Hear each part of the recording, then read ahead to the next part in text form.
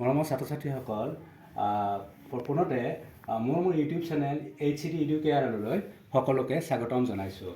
আজি মই এটা ক্লাছ 9ৰ এটা নতুন পাঠ বল আৰু গতি বিষয়ক সূত্ৰসমূহৰ অন্তৰ্গত নিউটনৰ দ্বিতীয় গতিসূত্ৰ আৰু ইয়াৰ তাৰ গাণিতিক প্ৰকাশৰ ওপৰত কি কৰিম আলোচনা কৰিম। এতিয়া নিউটনৰ গতিসূত্ৰ মানেনো কি? যে নিউটনৰ গতিসূত্ৰনো কি? যে কোনো বস্তুৰ ভৰবেগৰ পৰিৱৰ্তনৰ হাৰ প্ৰয়োগ কৰা অসন্তুলিত বলৰ সমানুপাতিক আৰু পৰিৱৰ্তনৰ দিশ বলৰ দিশতে হয়। যে আমি ইয়াত চিত্ৰ আকাৰে বুজাইছোঁ যে ধৰা হ'ল বল প্ৰয়োগ কৰাত m ভৰৰ বস্তু এটাই a স্থানৰ পৰা t সময়ত b স্থানলৈ কি কৰিছে গতি কৰিছে। যে এই বস্তুটো স্থিৰ অৱস্থাত আছিল, গতিকে সেই স্থিৰ অৱস্থাৰ বস্তু এটা আপুনি তাৰ স্থানৰ পৰিৱৰ্তন নকৰে, তাক আমি কি কৰিব লাগিব? হেঁচা বা ঠেলা বা টনা, এই যিটো সাধাৰণ ভাষাত আমি বল, গতিকে বলৰ এটা নিৰ্দিষ্ট এটা ডেফিনেশ্যন আছে। গতিকে আমি কি কৰিব লাগিব? যিটো প্ৰয়াস কৰিছোঁ সেইটো বল। গতিকে সেই বল প্ৰয়োগ কৰাত m ভৰৰ বস্তুটো a স্থানৰ পৰা t সময়ত b স্থানলৈ কি কৰিছে গতি কৰিছে। গতিকে সাধাৰণভাৱে আমি বল বুলি ক'লে কোনো ঠেলা বা টনা বা হেঁচা বুলি আমি চিম্পলি বুজি লওঁ, কিন্তু বিজ্ঞানৰ ভাষাত বলৰ সূত্ৰটো আমি বেলেগকৈ পিছত আলোচনা কৰিম। এতিয়া এই স্থানত বস্তুটোৰ প্ৰাৰম্ভিক বেগ, এই স্থানত বস্তুটোৰ প্ৰাৰম্ভিক বেগ কি? ইউ। প্ৰাৰম্ভিক বেগক আমি কি আখৰেৰে বুজাইছোঁ? U, initial velocity. গতিকে তাৰ প্ৰাৰম্ভিক ভৰবেগ কিমান হ'ব? M U. গতিকে ভৰবেগ এটা নতুন টাৰ্ম আহিলে, সেইটো হ'ল ভৰবেগ। ভৰবেগ মানে কি? যে কোনো এটা গতিশীল বস্তুৰ ভৰ আৰু তাৰ বেগৰ পূৰণফলকে কি বুলি কোৱা হয়? ভৰবেগ বুলি কোৱা হয়। গতিকে ইয়াত প্ৰাৰম্ভিক ভৰবেগ আমি কেনেকৈ ওলাইছোঁ? তাৰ বস্তুটোৰ ভৰ কিমান আছিলে? এম আছিলে, আৰু তাৰ বেগ কিমান আছিলে? প্ৰাৰম্ভিক বেগ ইউ আছিলে। জাষ্ট আমি পূৰণ কৰি দিছোঁ, এম ইউ পাইছোঁ। ঠিক তেনেকৈ বি স্থানত বস্তুটোৰ অন্তিম বেগ কিমান আছিলে? ভি আছিলে। গতিকে তাৰ অন্তিম ভৰবেগ কিমান হ'ব? ভৰপূৰণ বেগ, অৰ্থাৎ এম ভি। অন্তিম বেগক আমি কি আখৰেৰে বুজাওঁ? ভি আখৰেৰে চিহ্নিত কৰোঁ। এতিয়া টি সময়ত হোৱা ভৰবেগৰ পৰিৱৰ্তন, ভৰবেগৰ পৰিৱৰ্তনটো কিমানখিনি হ'ল? বি স্থানত কিমান আছিলে ভৰবেগ? এই স্থানত কিমান হ'ল তাৰ ভৰবেগটো? গতিকে তাৰ যিটো পৰিৱৰ্তন, সেই পৰিৱৰ্তনটো তাৰতম্যটো কিমান হ'ল? অন্তিম ভৰবেগ মাইনাছ প্ৰাৰম্ভিক ভৰবেগ। অন্তিম ভৰবেগ কিমান? M V minus M U. এতিয়া একক সময়ত হোৱা ভৰবেগৰ পৰিৱৰ্তন, ইয়াত কি সূত্ৰত কি কৈছিল? যে কোনো বস্তুৰ ভৰবেগৰ পৰিৱৰ্তনৰ হাৰ মানে কি? একক সময়ত হোৱা। একক সময়ত হোৱাটো আমি উলিয়াই ল'ব, একক সময়ত উলিয়াই ল'ব লাগিব।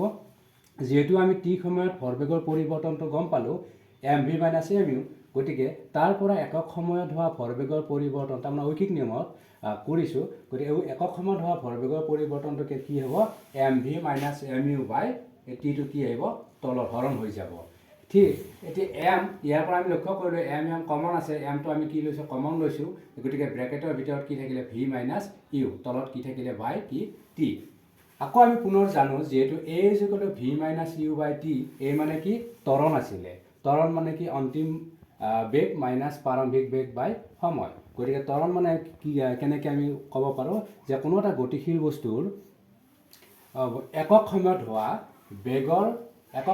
বেগৰ পৰিৱৰ্তনকে কি বুলি কোৱা হয়? ত্বৰণ বুলি কোৱা হয়। গতিকে V minus U by T, ইয়াৰ সলনি আমি কি লিখিছোঁ? এ লিখিছোঁ, অৰ্থাৎ এম এ।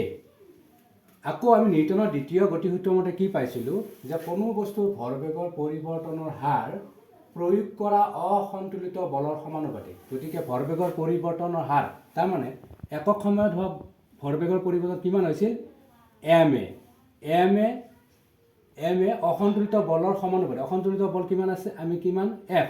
গতিকে তাৰ কি? সমানুপাতিক। সমানুপাতিক চিনটো কি? এইটোক আমি সমানুপাতিক চিন বুলি কওঁ।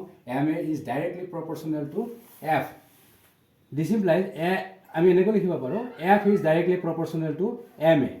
গতিকে যিহেতু এটা সমানুপাতিক চিন আছে, গতিকে সমানুপাতিকটো আমি কি কৰি দিব লাগিব? উঠাই দিব লাগিব। উঠালে আমি কি কৰিম? তাত সমান চিন দিম।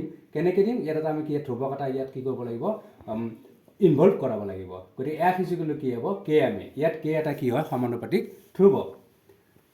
যদি একক ভৰৰ ওপৰত বলৰ দিশত একক ত্বৰণ সৃষ্টি কৰিব পৰা বলক একক বল বোলে, অৰ্থাৎ ভৰ যদি তাৰ কি হয়? 1 হয়, M is equal to 1, A is equal to 1, তাৰমানে ত্বৰণ 1 হয়, আৰু তেতিয়াহ'লে এফ ইজ ইকুৱেল টু কি হ'ব? 1 হ'ব। এতিয়া এম এ আৰু এফ তাৰমানে প্ৰতিটোৰে মান কি? 1 1 ধৰিছোঁ, তাৰ পৰা একক বল পাইছোঁ আমি।